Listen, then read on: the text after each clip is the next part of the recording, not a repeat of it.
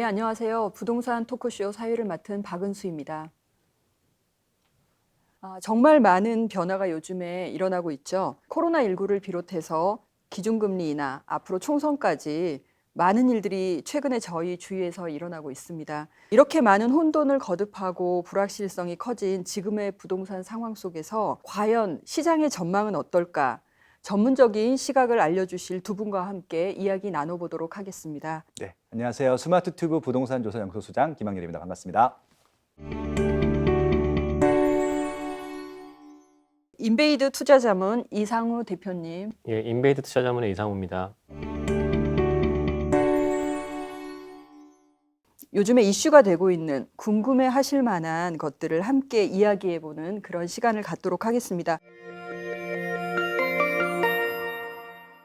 첫 번째 질문은 최근 부동산 시장에 대해서 두 분은 어떻게 보고 계시는지. 작년 12월 16일 대책 이후로 혼란했었는데 올해 이제 2월 20일 대책 나오면서 또 혼란이 좀 가중됐고요. 근데 이제 결국은 시장과 정부의 정책이 조금 따로 노는 듯한 그런 결과들을 계속 확인하고 재확인했고요. 지금 19번 대책이 나왔는데 결국은 실수요가 좀 많이 몰린 지역들은 여전히 좀 호황이고 또 신규 분양 같은 경우는 계속 좀 좋았었고요. 최근에 와서는 또 풍선 효과인지 뭐 이런 것들 여러 가지 좀 다른 현상들 때문에 기존 아파트들까지도 영향을 좀 그런 가는 현상까지 좀 확대가 되어서 뭐 지역마다 다르긴 하겠지만 되게 좀 혼란한 시장이 되고 있다 그렇게 좀 평가하고 싶습니다. 좀 전에 이렇게 말씀하신 거랑 전 조금 이제 표현이 다른데 전 굉장히 좀 차분해진 것 같거든요.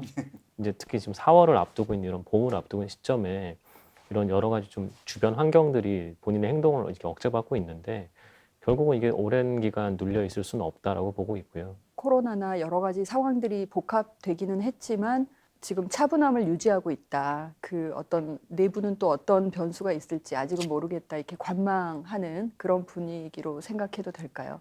그러니까 이상우 대표님과 제 의견은 같다라고 생각을 하고 있고요. 왜냐하면 이제 지금 거래량이 줄었습니다. 일단 표면적으로는 그렇게 보이기 때문에 코로나 전국 때문에 부동산 중개업소에 집을 보러 가는 것 자체가 좀 어려운 상황이잖아요. 근데 지금 이상우 대표가 말과 좀 공감을 하는 것들이 속에는 이미 좀 에너지가 좀 차 있거든요. 지금 실수요 같은 경우는 수요가 충분히 해소가 되어 있지 않고 좀 투자하고 싶으신 분들이 이 넘쳐난 유동성 가지고 준비를 하고 있는데 어떻게 지금 어디다가 투자할 수 있는 방법들이 없다 보니까 지금 코로나 전국 직전까지 확 끌어오르다가 지금 잠깐 지금 좀 정지된 상태이거든요. 근데 이제 말씀하신 대로 에너지가 지금 없어진 것이 아니기 때문에 만약에 코로나 전국이 좀 이렇게 안정화가 되게 되면 또 어딘가 또 쏠려갈 수 있는 그런 좀 힘은 있어 보입니다.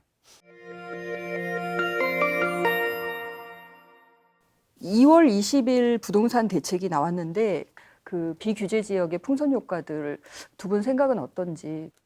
지금 풍선 효과도 있고요. 이제 풍선 효과랑 무관하게 이제 시장이 또 이렇게 좀 활성화될 때쯤이 됐기 때문에 섞여 있다라고 봐지거든요. 최근에 이제 급등했던 지역들 같은 경우는 단순히 풍선 효과를 위한 투자 수요뿐만이 아니라 실수요가 조금 무르익은 지역들도 있습니다. 왜 그러냐면은 그 전까지는 신규 아파트 공급이라든지 지역적인 뭐 호재라든지 이런 게 없다가 호재와 신규 아파트 이런 것들이 들어가면서 실수요층들도 관심을 갖고 물론 그 전에 이제 투자층들이 들어오긴 했었죠. 그런 것들이 좀 어울려지면서 가격이 급등하다 보니까 이제 조정 지역으로 지정됐던 곳이 5곳이 추가가 됐던 것들이었거든요.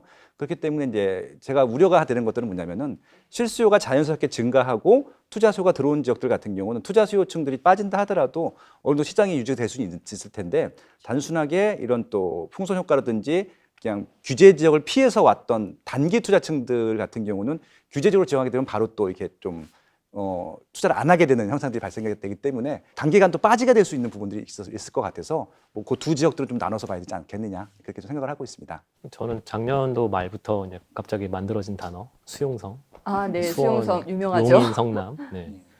수용성 규제했더니 수용성이 안 오르지 않거든요. 여전히 지금 계속 많이 올라가고 있고 또 수용성 올라간다고 했을 때 또 이번에 대책에 2월 20일 날 나온 거 보시면은 위왕이 들어갔는데 위왕이 들어가니까 이제 군포가 오르거든요. 요즘 올라가는 속도들 보면은 조금 전에 말씀드린 군포나 인천이나 이런 방향들로 그게 이제 조금 전에 말씀하셨던 비규제로 이렇게 옮겨가는 모습들인데 제가 생각하는 이제 올해의 모습은 뭐냐면 전부 다 규제 지역 될 것 같아요. 그래서 전부 다 조정 대상 지역이 돼서 그냥 모두가 다 평등해질 것 같아요. 그러면 다 같이 똑같은 상황에서 다시 시작되지 않을까. 왜냐면 다 규제가 걸려 있고 특히 이번 2월 20일 대책점에서 이렇게 보시면은 조정 대상 지역에도 대출 규제가 걸리기 시작을 했거든요. 그동안 투기 지역과 투기과열지구에만 대출의 규제가 걸렸다가 조정 대상 지역에 규제가 딱 걸리면 그러면 다 똑같아지는 거잖아요. 물론 그 금액에 따라 정도에 따라 차이는 있을지 모르겠지만 저는 아까 2020년 더 길게 보는 상황에서 본다면 결국 수도권 시장은 그냥 다 같은 규제 하에 들어갈 것 같다. 비규제 지역의 풍선 효과를 좀 받을 수 있는 곳들이 또 어딜까? 이미 15년 전에 노무현 정권 때부터 만들어진 정책이거든요. 2003년도부터 2007년도까지 전국에 있는 116개 지자체가 투기 지역으로 지정이 됐었거든요. 조정 대상 지역이 아니라 투기 지역까지 상승을 했었던 지역이기 때문에 결국은 과거의 사례들을 보면은 어느 지역까지 확대가 될지 다 알 수 있거든요. 이제 이상우 대표님 말씀대로 전국에 한 번씩은 다 지정이 될 수 있을 것 같은데 이제 뭐 이따 논의를 하겠지만 선거 같은 경우가 지금 코앞이 닥쳤기 때문에 선거 전까지는 지방을 건들고 싶어 하지는 않거든요. 대표적인 지역들이 대전이에요. 대전도 그렇고 인천도 그렇고 이미 수치상으로는 벌써 규제 지역으로 지정될 조건들을 갖췄음에도 불구하고 규제를 하고 있지 않거든요. 근데 아마 이 총선이 끝나고 난 다음부터는 이제 이런 계속 상승 국면이 있다고 하면 분명히 규제 지역으로 지정을 할 거라고 예상이 됩니다. 사실 우리는 다 알고 있습니다. 어디가 더 사람들이 살고 싶어 할지, 어디가 인기 있을지 모두 다 알죠. 뭐냐면 이미 지금 사람 많이 사는 데가 다 해당되는 거죠. 수도권 언저리의 대도시가 얼마나 많은지 한번 생각을 해보십시오. 수원만 그렇고 성남만 그렇냐. 인천도 인구 상당히 많고 부천도 인구 생각보다 많습니다. 100만 명 넘는 도시 수도권에 굉장히 많습니다. 그런 도시들에 뭔가의 물건들만 들어오면은 엄청난 시장의 관심들을 끌어낼 수 있는 이런 환경들이 지금 갖춰지고 있다는 걸 보신다면은 제가 조금 전에 말씀드렸던 것처럼 수도권 전역이 규제 지역에 들어간다 해도 이상하지 않은 상황들이고 그럼에도 불구하고 수요들은 계속 발생을 하고 있고 그러면 결국은 수도권 시장은 계속 인기 있는 상황으로 유지될 수밖에 없는 이런 상황일 것 같거든요. 그래서 그런 지역들이 조금 전에 의왕에서 군포로 옮겨가고 인천으로 옮겨가고 부천으로 옮겨가고 있는 그런 상황들을 그대로 설명을 하고 있는 것 같습니다. 즉 인구 많은 지역들 계속 관심 가질 필요 있다 이렇게 생각됩니다.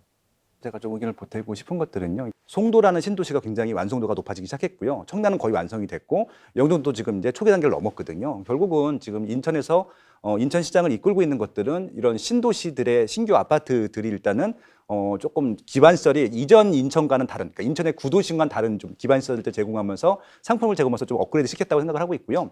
그 와중에 인천 구도심이라고 할 수 있는 입지들이 있어요. 그러니까 미추홀구라든지 남동구라든지 연수구 같은 지역들이 있는데 그 전까지는 여기가 인기가 그렇게 없었던 이유 중에 하나가 신규 아파트 공급이 하나도 안 됐었거든요. 그런데 신규 아파트 공급이 계속 지속되다 보니까 관심들이 쏠린 겁니다. 그러니까 이제 투자 수요층들이 먼저 들어오고요. 지금은 그 인천에 있던 구도심에 살던 기존 아파트 혹은 다세대 빌라 살던 분들까지도 유입이 되면서 지금 인천시장 같은 경우는 최근에 굉장히 핫한 시장이 됐습니다. 거의 제로 금리나 가까운 상황인데 이런 금리 인하가 주택 시장에는 어떤 영향을 미칠까요? 금리를 잘못 알고 계시는 분들이 많아서 좀 여기서 말씀을 드리면 금리는 집값 잡으려고 올리고 내리는 게 아닙니다. 말 그대로 경기가 안 좋으면은 유동성을 확대해서 경기를 부양하려고 하는 거고 경기가 너무 뜨거워지면은 좀 약간 이렇게 완화시키려고 하는 것들이거든요. 근데 한국 부동산 시장에는 뭔가 잘못 알고 있는 분들이 많아요. 금리가 올라가면 집값이 떨어진다. 금리가 내려가면 집값이 올라간다 이렇게 얘기를 하시는데 그거는 수익형 부동산 얘기입니다. 그리고 이 얘기는 해외는 맞습니다. 하지만 한국은 맞지 않습니다. 왜냐하면 한국은 주거용 부동산에 대출이 안 나오기 때문입니다. 해외처럼 전부 다 렌트로 돌아가는 시장이 되면 주택도 똑같은 수익형 부동산의 일종이기 때문에 그 논리가 맞는데 한국은 그 상황에 전세가 들어가 있잖아요. 월세로 돌아가는 시장이 아니라 전세로 돌아가는 시장이라고 한다면 저희가 금리 인하가 가져오는 파급력은 결국은 전세를 사시는 분들이 주거비 부담이 더 줄어든다라고 보시는 게 전 더 타당한 것 같아요. 그러면 전세 가격이 올라가기 되게 쉬워지는 거죠. 전세값이 막 올라간다 하더라도 특히 한국과 같은 전세자금 대출이 어느 정도 나오는 나라 같은 입장에서는 개개인들이 전세값이 올라가는 거에 대해서 주거비 부담이 많이 생기진 않거든요. 그러면 사람들이 더 많이 내게 될 가능성이 높아진다는 겁니다. 불경기로 인해서 집값이 차마 안 오를지언정 전세 가격이 따라 올라가 주면은 결국은 이제 투자자들 입장에서는 더 투자 환경이 좋아지는 것처럼 금리 인하는 이런 첫 번째 세입자들, 임차인들이 더 많은 금액을 부담해야 될 가능성이 생긴다.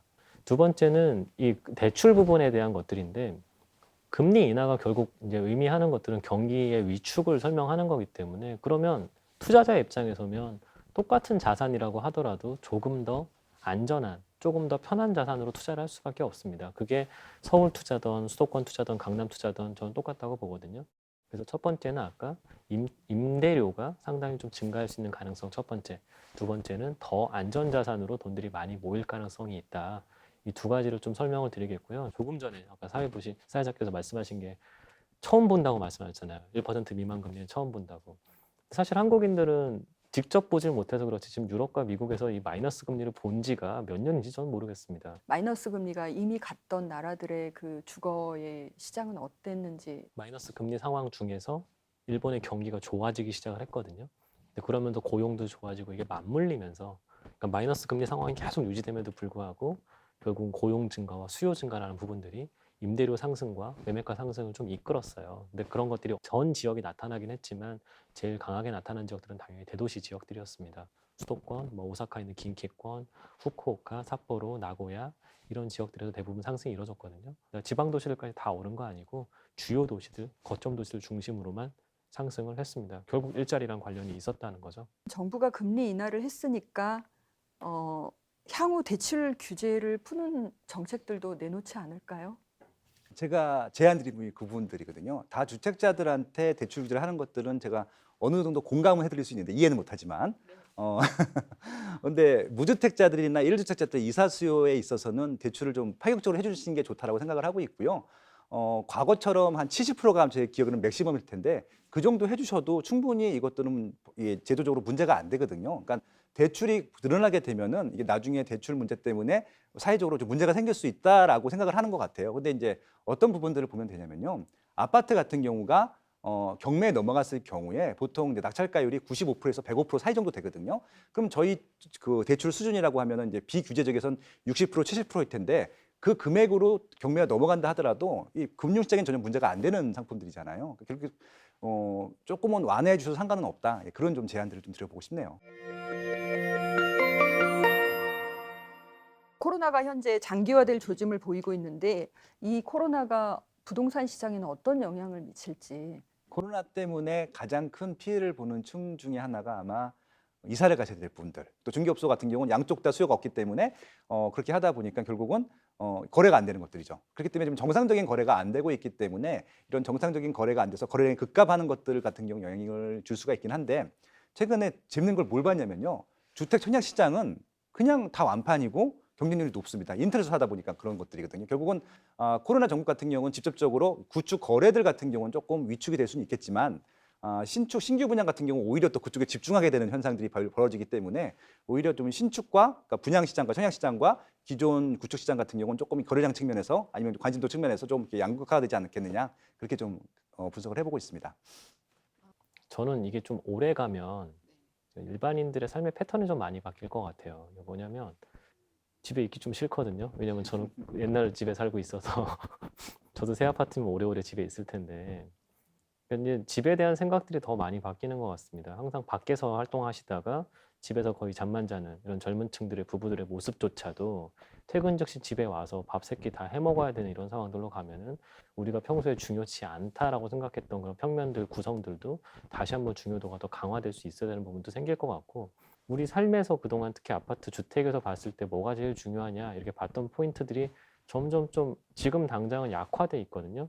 특히 지금 재택근무 하시는 분들도 많은데 그러면 또 통근이라는 부분도 또 약간 또 저희가 중요하게 생각했던 거랑 또 약간 달라지고 있죠. 그래서 정말 장기화됐을 때는 우리 모두 생활의 패턴을 다 바꿔야 될 것 같다. 그럼 주택도 당연히 따라가야 될 수밖에 없다. 그러면 당연히 신축 아파트 인기가 확 더 좋아질 거라 보고 있습니다. 이 시장이 좀 빨리 코로나가 네. 빨리 끝나야지만 또 많은 그 부동산 시장이 또 화랑으로 돌아갈 수 있을 것 같습니다.